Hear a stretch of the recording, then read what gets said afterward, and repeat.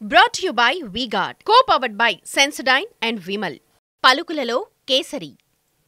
Associate sponsor Ultratech Cement. ఇన్ని వేల మందికి ఉద్యోగ అవకాశాలు కల్పించేటువంటి సంస్థ, ఇక్కడ పెద్ద ఆదాయాన్ని చేకూర్చేటువంటి సంస్థ, ఈ రాష్ట్రానికే తలమానికంగా ఉన్నటువంటి ప్రభుత్వ రంగ సంస్థ అయినటువంటి సింగరేణికి సంబంధించిన బొగ్గు గనుల పరిస్థితి, సింగరేణి పరిస్థితి రాష్ట్ర ప్రజలకు తెలియాల్సిన అవసరం ఉంది. ఈరోజు రాష్ట్రంలో దాదాపు 40 బొగ్గు గనుల్లో బొగ్గు ఉత్పత్తి జరుగుతూ ఉంది. ఈ బొగ్గు గనులు 40 బొగ్గు గనులు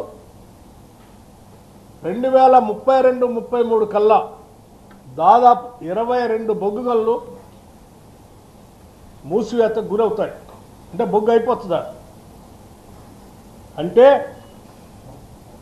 ఇప్పుడు ఉత్పత్తి అవుతున్నటువంటి 70 మిలియన్ టన్నుల బొగ్గు ఉత్పత్తి 2060 నాటికి 17.28 మిలియన్ టన్నులకి పడిపోతుందనే అంచనాలు కూడా ఉన్నాయి.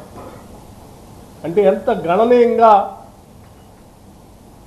సింగరేణికి సంబంధించిన బొగ్గు బావిల పరిస్థితి, బొగ్గు ఉత్పత్తి పరిస్థితి ఏంటో మనందరికీ దీని ద్వారా అవగాహన కావాలనేటువంటి ఆలోచనతోనే ఈ లెక్కలు మీకు స్పష్టంగా తెలియజెప్తా ఉన్నాను. అట్లాగే మనందరికీ బొగ్గు ఉత్పత్తి సామర్థ్యాన్ని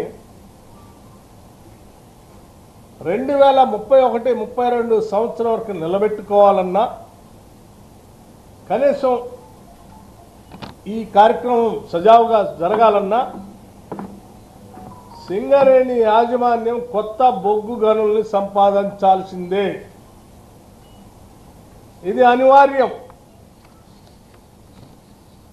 కొత్తగా అదనంగా బొగ్గు గనులను సంపాదించుకోకపోతే సింగరేణి అనేది ఒక చరిత్రగా మిగిలిపోయే ప్రమాదం ఉంది.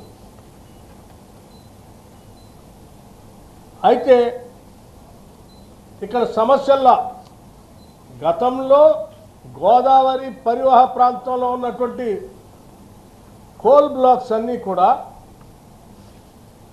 ఇక్కడ ఉన్నటువంటి సింగరేణి కంపెనీ అనేది ప్రభుత్వ రంగ సంస్థ కాబట్టి అది కూడా కేంద్ర రాష్ట్ర ప్రభుత్వాల వాటాతో ఉన్నటువంటి సంస్థ కాబట్టి నేరుగా బొగ్గు గనుల్ని G2 అంటే గవర్నమెంట్ టు గవర్నమెంట్ నేరుగా ఇచ్చేటువంటి ప్రక్రియ అందుబాటులో ఉన్నటువంటి అవకాశాన్ని ఈనాడు దేశాన్ని పాలన చేస్తున్నటువంటి Bharatiya Janata party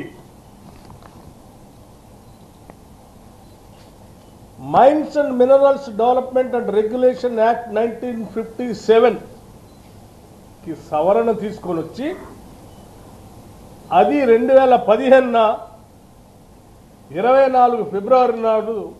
Brought to you by V-Guard, co-powered by Sensodyne and Vimal. పలుకులలో kesari. Associate sponsor Ultratech Cement.